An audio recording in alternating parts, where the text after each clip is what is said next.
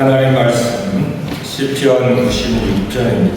1절로 3절, 한 절씩 읽고 3절 같이 하도록 합니다. 새 노래로 여호와께 노래하라. 온 땅이여 여호와께 노래할지어다.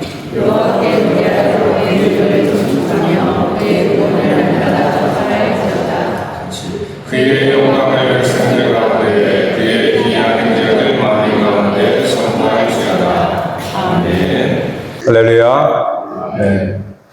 우리 말씀의 제목 한번 같이 한번 읽읍시다. 시작. 새 노래를 부르자. 말씀 끝에서는 여러분이 새 노래를 부르시길 바랍니다. 네.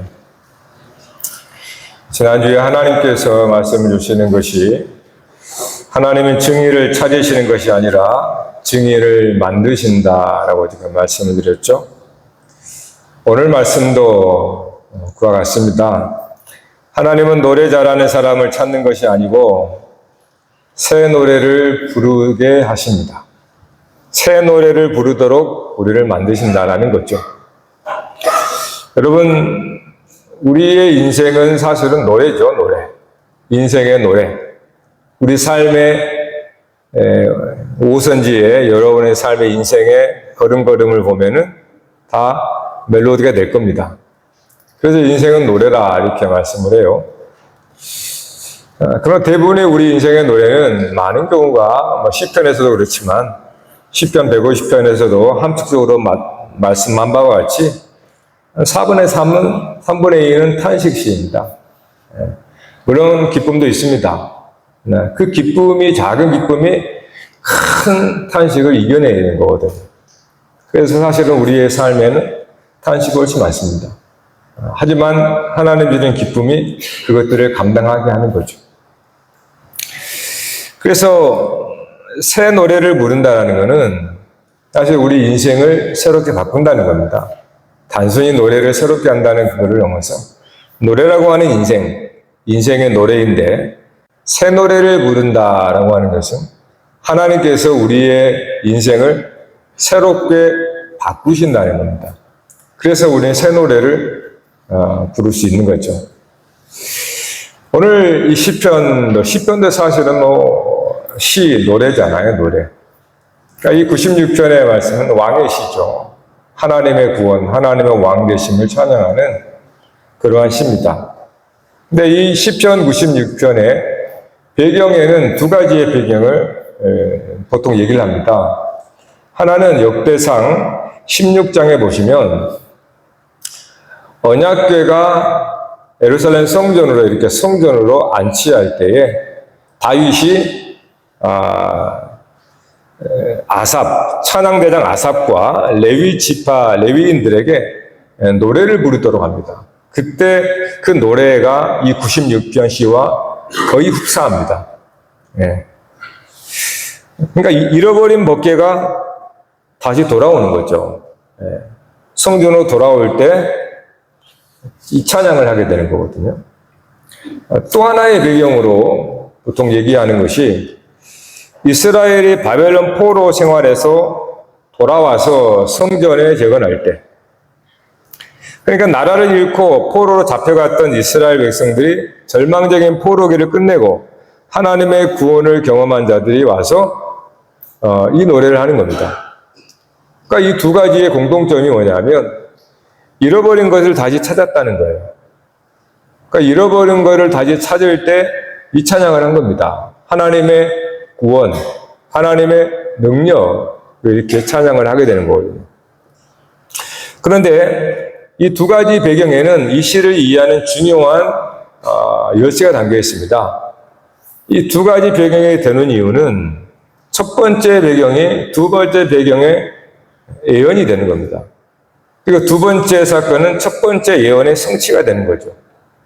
그러니까 다윗이 언약궤를 성전으로 모셔드리는 이 사건이 후에, 아주 먼 후에 이스라엘 백성들이 나라를 잃고 바벨론 포로로 끌려갔다가 다시 돌아오는 것으로 성취가 되는 거예요. 그러니까 다윗의 이야기가 예언이 된 겁니다. 장차 이스라엘 백성들의 역사가 어떻게 될 것인가를. 그래서 이 두 가지의 배경을 가지고 이야기를 하고 있는 거예요. 신학자들은. 이처럼 예언과 성취가 동일한 의미로 잃어버린 것을 찾은 것으로 처음 예언은 언약궤를 도로 찾은 거고 나중에는 그 하나님의 성전인 하나님 백성들을 잃어버렸다가 다시 찾는 겁니다. 그래서 이것이 하나님의 구원이고 하나님의 능력을 돌아온 자들이 찬양을 하게 되는 거죠. 이 두 가지 보면 방식도 비슷합니다. 우리가 아듯이 다윗이 잃어버린 먹개를 찾은 과정들을 보면 예루살렘으로 다시 돌아오기까지 무려 70년이 걸립니다. 사사시대에 사무엘이 다스리는 그때에 블레셋과 전쟁을 하다가 이 언약궤를 빼앗겨 버리지 않습니까? 그리고 나는 사울 왕을 일어나서 다윗 왕위 10년, 도합 70년이 걸려요. 그러니까 잃어버린 언약궤가 다시 성전으로 돌아오는 기간이 70년입니다. 그리고 중요한 것은 돌아오는 방식도 있어요. 돌아오는 방식도 언약궤는 하나님의 스스로 돌아옵니다. 하나님의 스스로 이 언약궤가 돌아오게 만들어요. 그 이전에 7개월 동안 블레셋에 잡혀 있다가 이스라엘 땅에 오는 것도 언약궤 스스로 돌아옵니다. 사람의 손이 닿질 않아요. 그래서 이제 다윗이 이 이스라엘 땅 저 국경 근처에 있던 이 언약궤를 이제 수도인 예루살렘 성전으로 모셔드리는 그런 속에서 수레에다가 언약궤를 이제 싣고 소가 끌게 만들잖아요. 그런데 이제 땅이 울퉁불퉁하니까 소가 뛰는 겁니다. 그러니까 그 위에 실어있던 언약궤가 아마 이게 좀 이렇게 했던 것 같아요.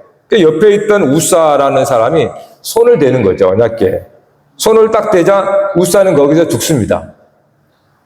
왜 그럴까요? 아니, 언약궤가 막 흔들리면 잡아야 되잖아요.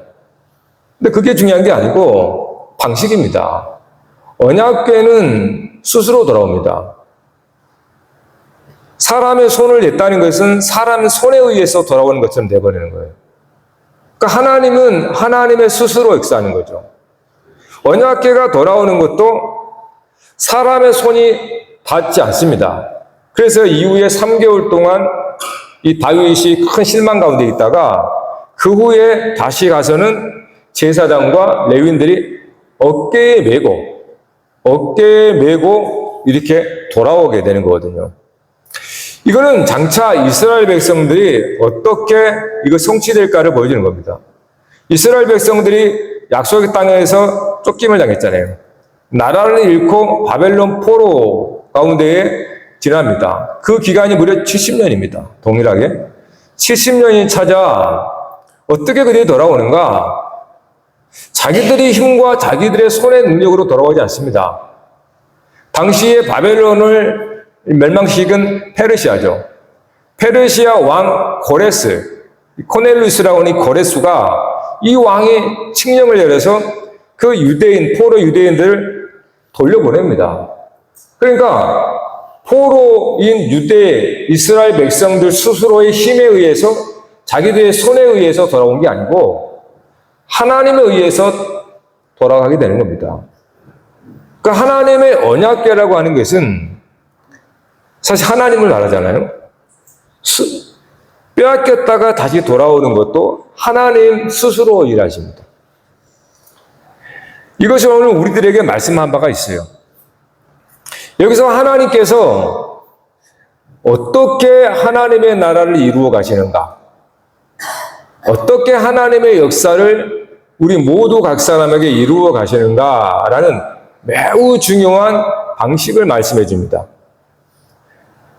그것이 바로 한 사람에게 하나님의 역사하시고 그 한 사람의 일이 그 누군가에게는 예언이 되는 겁니다. 그거를 본 사람. 예를 들어서 A라는 사람이 있어요. A라는 사람이 하나님의 은혜를 받았어요. 그러면 그 사람의 이전 모습과 이후의 모습을 B라는 사람이 본단 말이에요. 그러면 이 A라는 사람에 일어난 일은 이 B라는 사람에게 예언이 되는 겁니다. 그래서 이 B라는 사람도 소원을 품는 거죠. 아, 이 사람처럼 나도 그렇게 되어지길 바란다는 그 예언과 약속이 또 B에게 성취가 되죠. 그러면 또 다른 C에게 이 사람이 또 예언이 되는 겁니다. 약속이 되는 거죠. 하나님의 나라의 방식은 예언과 성취로 됩니다. 그러니까 하나님께서 말씀하시고 그것이 성취가 되는 거죠. 이것이 계속 반복이 되어서 오늘까지 오게 되는 거예요. 그러니까 하나님에게는 한 사람으로 시작하는 겁니다. 항상. 많은 사람이 필요가 없어요. 이 세상의 방식은 되도록이면 많은 사람이겠죠. 근데 하나님은 그런 식으로 일을 하지 않습니다. 한 사람으로 충분합니다. 그 한 사람이 하나님의 약속과 성취를 경험할 때에 그 사람 옆에 있는 누군가에게 그 사람의 인생의 어떤 일은 예언이 되는 거죠. 그래서 이 사람도 그 예언을 품고 나도 그렇게 되기를 바라해서 하나님을 찾게 되고 그럼 그 사람도 그 동일한 은혜를 받게 되는 거죠. 이와 같이 계속 무한 반복하는 겁니다. 즉 예언과 성취가. 그래서 수천 년에 지금까지도 오게 되는 거예요. 그러니까 우리는 한 사람 하나의 물방울이 뭔 힘이 있고 뭔 일을 하겠어? 라고 생각하기 쉽잖아요. 근데 그 한 사람의 작은 미동이 엄청난 파동을 일으켜서 여기까지 온 거예요. 그러니까 하나님의 방식과 사람의 방식은 너무 다릅니다. 우리는 사람이 적으면 뭔 일을 하겠어? 뭐 포기해버려요. 근데 하나님은 그렇지는 않아요. 하나님에게는 한 사람이 필요합니다. 왜냐하면 그것이 하나님의 일하시는 방식 때문에 그래요. 그래서 성경에서도 하나님이 한 사람을 택하죠. 그게 아브라함입니다. 아브라함. 한 사람 아브라함을 하나님께서 부르셔서 그를 통하여서 그에게 하나님께서 약속과 성취를 경험하게 하고 그의 다음 세대 야곱이 이스라엘로 또 바꿔지는 경험을 하게 되죠. 야곱이 이스라엘로 바뀌어지는 이 야곱의 변화는 야곱만의 변화가 아닙니다. 장차 이스라엘 백성들이 동일하게 이처럼 변화가 될 거라는 것을 말하고 있는 거죠. 따라서 아브라함은 야곱의 또 하나 예언과 성취가 되는 거죠. 야곱 또한 자기의 인생에 누군가, 즉 이스라엘 백성들에게 또 하나의 예언이 되는 거고 이스라엘 백성들은 그 야곱의 변화의 사건을 보면서 자기 또한 그렇게 변화가 될 거라는 것을 믿고 사는 겁니다. 계속 그것이 예언과 성취라고 그래요. 따라서 우리가 아는 것처럼 구약은 보통 예언 그러죠. 신약은 성취. 이게 가장 기본적인 구조입니다. 성경을 볼 때. 구약은 예언이라고 그래요. 그리고 신약은 성취라고 합니다. 예언이라는 말은 약속이라는 뜻이에요. 우리가 약속을 한다는 것은 미래를 보고 얘기하잖아요. 따라서 약속은 예언인 거죠.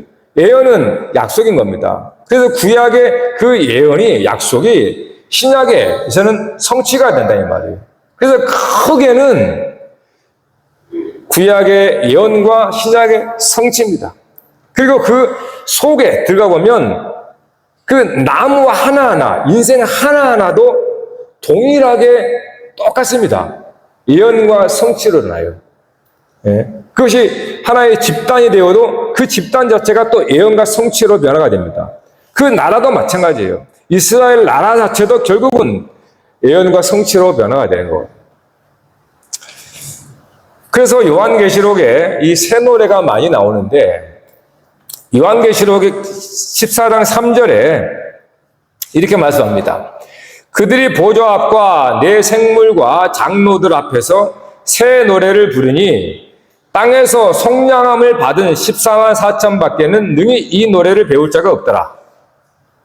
새 노래를 부르는 사람이 누구냐? 누가 새 노래를 부를 수 있느냐 하면 땅에서 속량함을 받은 자 14만 4천 구약의 12지파와 신약의 12사도 즉 모든 하나님의 백성들 하나님의 백성들이라는 것은 속량을 받은 자입니다.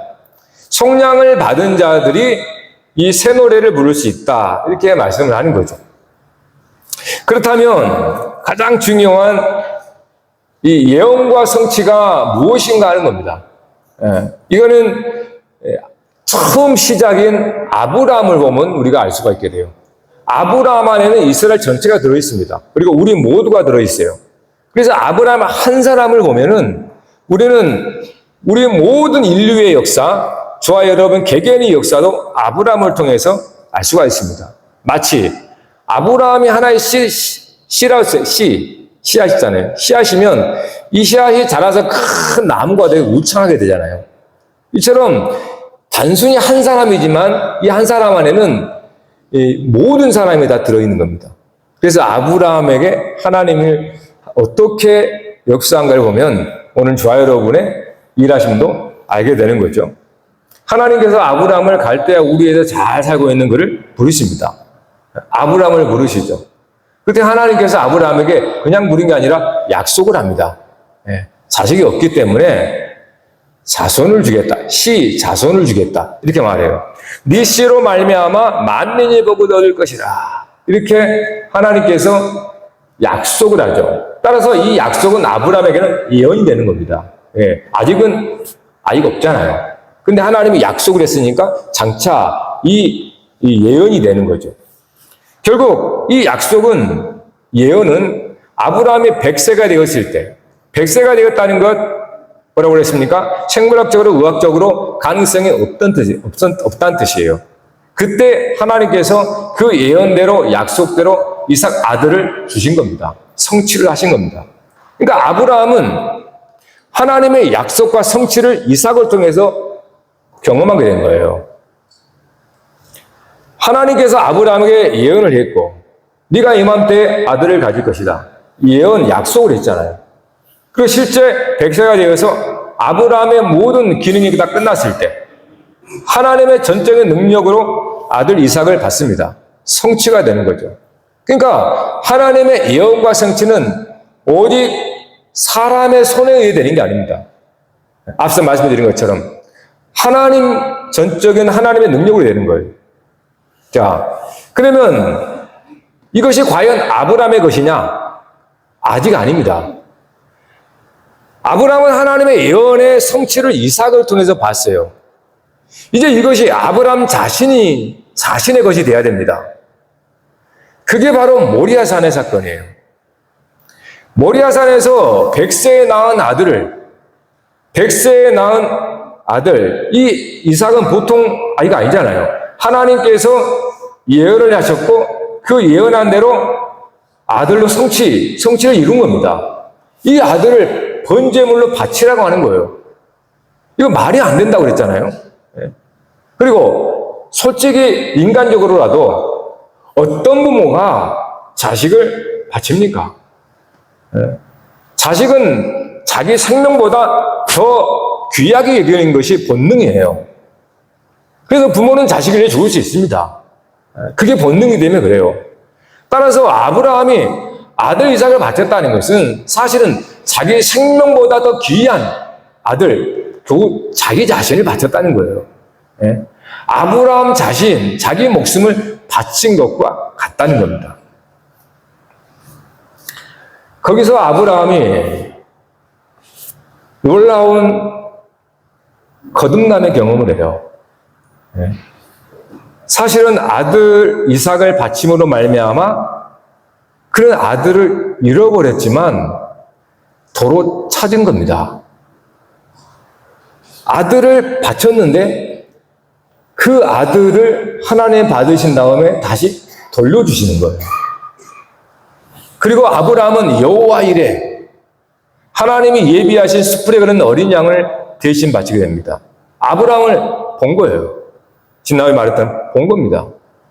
자기 대신에 그리스도가 대신 번제물이 되는 것을 본 겁니다. 그리고 아들을 도로 찾는 거죠. 자, 아들을 바치고 다시 도로 찾을 때는 질적인 차이가 있습니다. 같은 아들이지만 또 다른 아들이에요. 무슨 말인가 하면 처음 이삭 아들을 바칠 때는 죽을 수 있는 아들입니다. 예, 육체의 아들인 말이에요. 그러니까 이 아들은 죽음으로 말미암아 언제든지 잃어버릴 수 있고 뺏길 수 있습니다. 아브라함은 이 아들을 정말 곱게 그렇게 키웠지만 죽음이라고 하는 그 앞에 모든 인생들은 다 빼앗기게 돼 있거든요. 따라서 처음 아들을 받을 때는 빼앗길 수 있는 아들을 바친 겁니다. 도로 받을 때는 죽음 가운데 살아난 결코 죽음조차도 빼앗길 수 없는 영원한 아들로 받은 겁니다. 같은 아들이지만 다른 아들인 거예요. 아브라함은 그걸 통해서 자기 자신의 미래를 본 겁니다.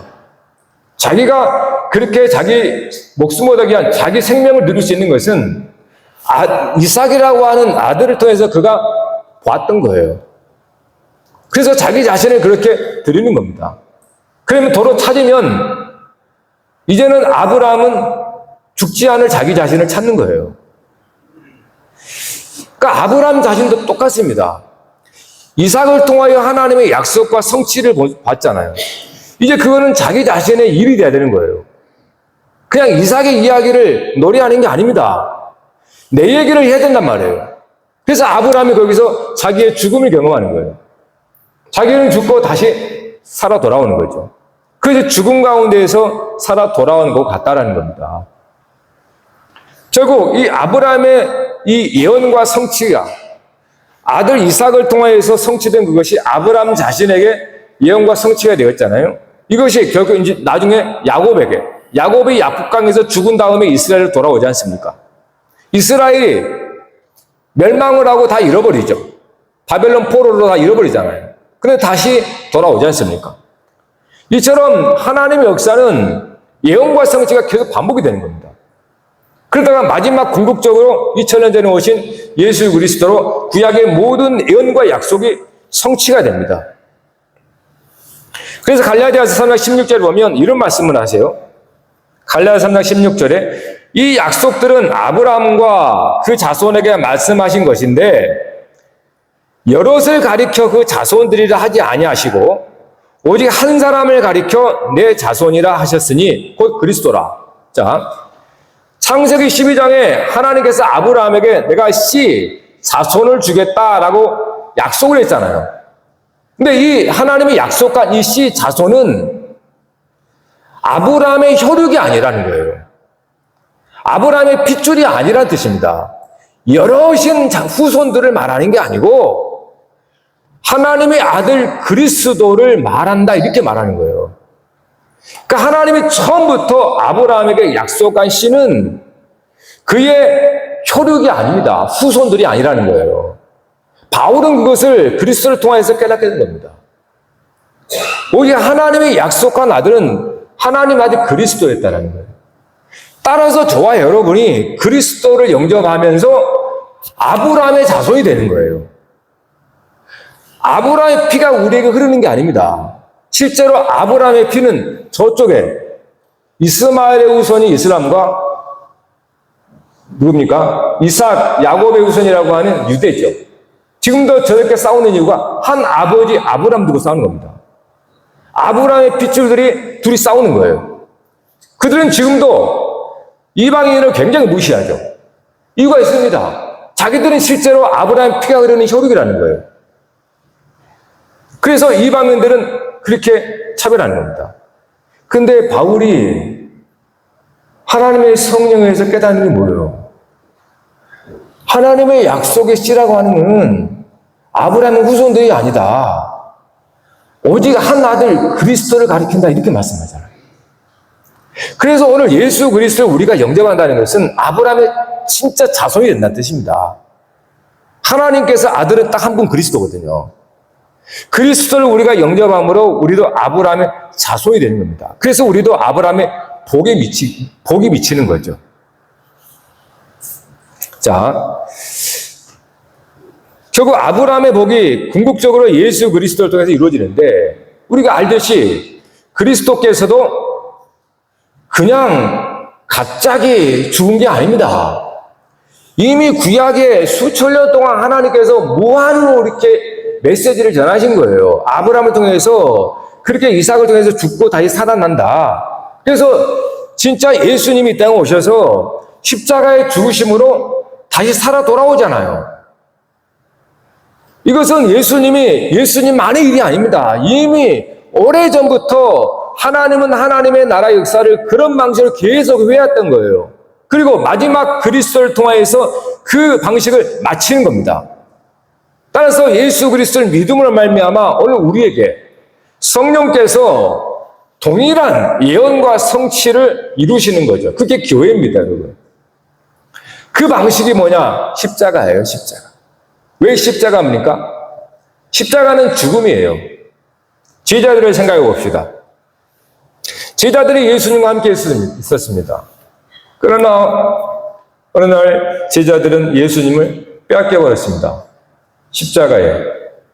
십자가에 예수님을 못 박아 죽이고 그를 무덤에 묻혔습니다. 제자들은 한순간에 예수님을 잃어버렸고 예수님은 그 눈에 사라져 버렸어요. 무덤에 묻혔으니까. 네? 그렇게 예수님을 3년 동안 모든 걸 버리고 따랐는데 그 예수를 잃어버린 거죠. 따라서 제자들은 목적과 목표가 사라져 버린 겁니다.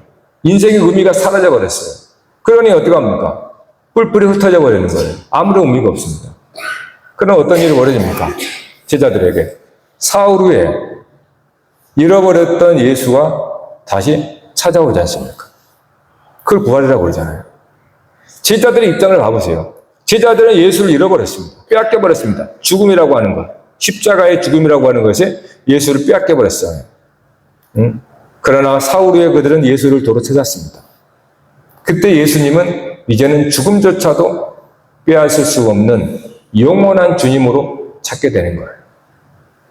그때 제자들이 그 예수 그리스도를 보고 성령께서 그들 가운데 동일하게 이것이 너의 역사라는 것을 깨닫게 해줄 때 제자들에 비로소 사도라는 타이틀을 갖습니다. 네? 제자일 때는 주님을 보고 그렇게 따랐지만 예수님이 죽으시고 다시 찾을 때 제자들은 성령께서 우리 안에서 이것은 너의 이야기하고 말씀해 주는 거예요. 그래서 사도들은 그때부터 십자가를 지는 겁니다. 그래서 죽음에 들어가는 거예요. 여러분, 초대교회에 엄청난 수많은 사람들이 순교자가 되었다는 것은 큰 우연이 아닙니다. 그 당시이기 때문에 그런 게 아니에요. 이미 구약에서 하나님은 그렇게 예언과 성취라는, 즉 사람을 거듭나게 하는 방식으로 하나님께서는 도로 찾게 한다는 것을 가르쳐 주신 거예요. 그래서 초대교회는 굉장히 상징적인 의미가 있습니다. 초대교회에 속한 모든 거의 엄청난 많은 사람들이 로마 제국의 순교자가 되었어요. 이거는 하나님께서 도로 그들을 찾는다는 겁니다. 하나님은 한 영혼도 잃어버리지 않아요. 믿습니까? 하나님은 잃어버리지 않습니다. 한 예로 출애굽기 34장에 보면은 금송아지 사건으로 레위 자손들이 3,000명을 죽입니다. 3,000명을. 그러나 오순절 성령 강림 후에 베드로가 설교한 다음에 몇 명이 옵니까? 3,000명을 다시 거둬들여요. 하나님은 영혼을 잃어버리지 않습니다. 반드시 도를 찾게 되어 있는 겁니다. 네? 따라서 이제 이게 오늘 우리들의 이야기입니다. 우리는 성경을 통하여서 엄청난 많은 양의 분량을 통해서 하나님의 구원의 방식을 우리는 들었습니다. 이건 객관적인 하나님의 메시지예요.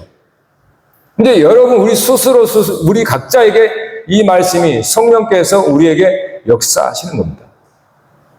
이 말씀이 아직 예언으로 남아있지만 이 예언으로 남아있지 않고 이제 우리 가운데 약속된 성취, 하나님의 자녀됨이라고 하는 그 약속으로 성취가 되는 겁니다. 그게 교회예요. 그러니까 교회는 구약의 예언이 성취가 된 신약의 성취적인 교회입니다. 그러니까 우리 모두는 그리스도와 함께 죽어서 다시 살아 돌아오는 겁니다. 그게 교회라는 거예요. 이것이 우리에게 아직 느껴지지 않기 때문에 우리의 인생의 삶 속에서 숱한 죽음과 같은 경험, 시련과 고난이라고 하는 그 아픔이라고 하는 그 작은 고난들, 작은 죽음들을 우리가 경험을 하면서 그때 우리가 우리 스스로 일어나는 것이 아니라 그리스도께서 우리 안에서 우리를 일으켜 주시더라는 거예요. 그래서 우리가 하나님의 아들됨을 인칭을 받는 겁니다. 죽은 것 가운데 죽음과 같은 고난을 통하여서 거기서 우리 힘이 아니라 이제 그리스도의 힘과 성령의 능력으로 다시 일어나는 우리 삶의 경험들. 이 경험들은 그냥 경험이 아닙니다. 옛사람이 죽고 우리가 새로운 하나님의 아들로 거듭나는 경험들이죠. 이것이 바로 우리 안에 예언과 성취가 반복적으로 일어나는 겁니다. 그게 교회예요, 여러분. 여러분, 우리 삶에 일어난 모든 일들이 우리는 다 알 수는 없지만 성경을 통해서 보면은 그 일에 하나님의 방식이라는 걸 깨닫게 돼요. 그래서 성도는 이러한 하나님의 일하심을 알기 때문에 오늘 여러분의 삶에 일어난 그러한 크고 작은 일들 그냥 무의하게 다 지나칠 수 없는 겁니다. 그것이 나로 하여금 이 성경의 예언이 이제 내 인생 속에 성취되어서 내가 하나님의 거룩한 백성으로 다시 거듭나는 거죠. 그것이 오늘 말씀에서 새 노래를 부르게 하는 겁니다. 그 새 노래는 누가 부릅니까? 속량을 받은 14만 4천명을 그런 거예요. 이 땅에서 속량을 받았다. 속량을 받았다는 것은 죽은 것 가운데 내어 죽었다가 다시 돌려받았다는 것입니다. 그래서 사도 바울은 늘상 고백이 뭡니까? 나는 날마다 죽음에 간다는 거예요. 내 몸에 죽음을 짊어진다. 그것은 예수의 생명으로 내가 다시 돌아온다는 거예요. 우리 모든 인생에 나온 인생들은 죽음이라는 것에 다 모든 걸 잃어버리게 되어 있습니다. 아무리 여러분이 그것들을 가지고 있어도 죽음은 여러분의 모든 것을 다 빼앗아갑니다. 네. 그것이 우리 인생의 마지막이에요. 그런데 그리스도께서 우리에게 가르쳐준 뭡니까? 죽음이라는 것이 우리를 모든 것을 빼앗아갈지라도 하나님은 그리스도 안에서 우리를 다시 돌려준다는 거예요. 쉽게 말하면 잃어버릴 우리 자신의 인생을 다시 찾아준다는 겁니다. 우리는 잃어버릴 인생을 여러분이 막 쌓는다니. 여러분이 죽음에 다 빼앗길 그 인생을 여러분의 인생을 쌓는다면 나중에 다 빼앗겨버릴 때 뭐가 남습니까? 하나님께서 우리에게 인생을 허락하신 이유는 죽음에 빼앗겨버릴 것 말고 죽음의 모든 걸 빼앗겨버리지만 그러나 살아 돌아올 수 있는 남아있는 나를 만들어주는 거예요. 그러니까 우리의 인생에서 하나님 우리에게 이 세상에서 허락하는 그러한 시련이나 우리의 삶의 고난이라고 하는 걸 통해서 정말 우리가 죽음에 빼앗길 것들을 다 놓아버리게 만들고 죽음조차도 빼앗을 수 없는 우리의 영혼, 죽음조차도 우리를 빼앗을 수 없는 죽음 가운데에서 살아나게 만드는 우리 자신. 그게 하나님의 자신입니다. 하나님의 자녀입니다. 하나님의 자녀. 네? 사랑하는 성도 여러분, 새 노래는 노래를 잘하는 사람이 아닙니다. 여러분의 삶에 일어난 크고 작은 일들을 하나님 앞에서 관찰하고 그 속에서 그리스도와 함께 죽고 그리스도와 함께 다시 살아나는 이 작은 경험들이 오늘 우리에게 하나님의 새로운 피조물로 형상화, 회복하게 만드는 겁니다. 잃어버린 것을 다시 찾고 나서 부르는 노래가 새 노래입니다. 속량을 받은 사람. 오늘 여러분 많이 생각하셔야 돼요. 우리가 정말 죽음이라고 하는 것 속에서 다 잃어버릴 것은 물론 필요합니다. 그러나 그것을 하나님이 바꿔주신다는 사실을 기억하십시오. 인생을 영생으로 바꿔줍니다. 인생이라고 하는 것은 결국 죽을 수밖에 없는 인생이지만 그리스도로 말미암아서 죽었다가 다시 살아난 사람은 영생인 거죠. 그래서 인생에서 영생으로 바꿔주는, 그래서 영생의 사람이 이 새 노래를 부를 수 있는 겁니다. 사랑하는 성도 여러분, 우리의 삶은 하나님께서 늘 함께합니다. 하나님이 함께하지 않은 적이 없습니다. 우리가 힘들고 어려울 때도 함께해 주셨습니다. 그래서 우리가 하나님께만 고개를 돌리면 하나님은 항상 우리를 반갑게 맞아주시고 다시 손 내밀면 손잡아서 일으켜 세워주는 분이에요. 하나님은 항상 우리 가운데 있습니다. 그래서 우리가 그 주님 때문에 담대하게 두려움 없이 살아가게 되는 거죠. 여러분의 인생 속에서도 영생의 노래를 할 수 있기를 주의 이름으로 축복합니다. 기도하겠습니다.